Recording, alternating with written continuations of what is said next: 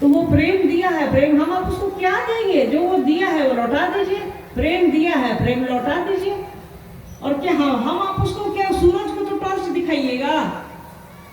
सूरज है वो सृष्टि करता है, मालिक है वो सबके, हमारे आपके सबके।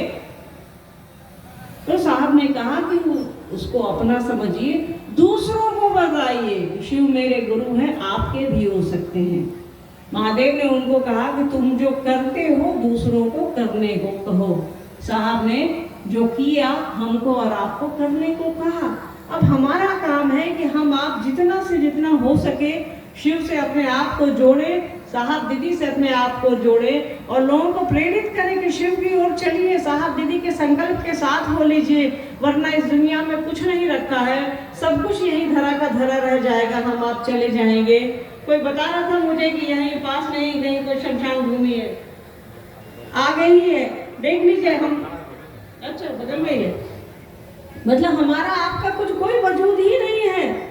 ये सांस जो अंदर बाहर हो रही है निकल जाएगी तो कोई हमको और आपको भी शमशान में रखाएगा, फूकाएगा, कुछ भी नहीं बचेंगे आप। तो जब तक ये सांसें हैं, जब तक ये जीवन है, महादेव महादेव करके निकालिए, साहब और दीदी माँ के संकल्प के साथ होइए, उनके साथ चलिए, लोगों को बताइए कि मेरे गुरु शिव है, शिव को गुरु बनाने के बाद मेरे जीवन में क्या परिवर्तन आया है, क्या फायदे हैं। हाँ, ये कोई भी आदमी जो एक ईमानदार इंसान है वो ये कह नहीं सकता कि शिव को गुरु बनाने के बाद, साहब दीदी को अपना बनाने के बाद मेरे जीवन में बदलाव नहीं आया है।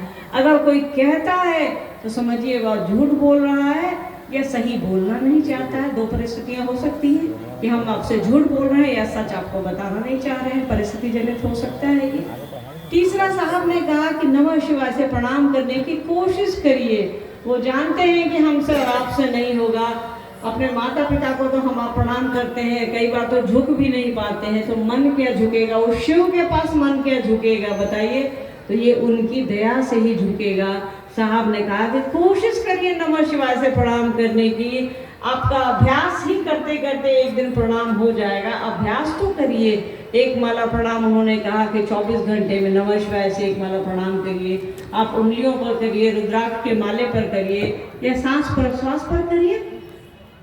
ये आप ये गुरु की दया से ही संभव है।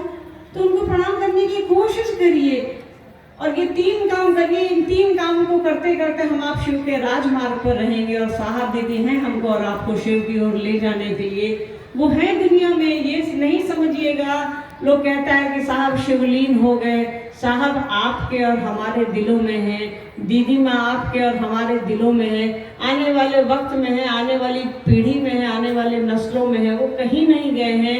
आंख बंद कर लीजिएगा तो ऐसा थोड़ा है कि सूरज नहीं है सूरज। आंख बंद कर लीजिए, कमरे में बंद हो जाइएगा, ऐसा थोड़े है कि हवा नहीं है। साहब दीदी इन्हीं हवाओं की तरह, इसी रोशनी की तरह हमारे आपके जीवन में है, इस धरती पर है। वो कहीं नहीं जाएंगे और हम आप उनको जाने थोड़े देंगे। तो ये नहीं समझिए कि वो नहीं दिख रहे हैं तो नहीं है, वो है। आप हम सभी यहाँ जुड़े हैं, यहाँ बैठे हैं, सुबह से प्रेम से बैठे हैं। ये साहब और दीदी माँ के होने का ही प्रमाण है। किताबें तो कहती हैं हजारों हजार साल से कि शिव गुरु हैं, गुरुओं के गुरु हैं, गुराधिपति हैं, पर साहब और दीदी माँ हमारे बीच हैं, इसका प्रमाण आप खुद दे रहे हैं।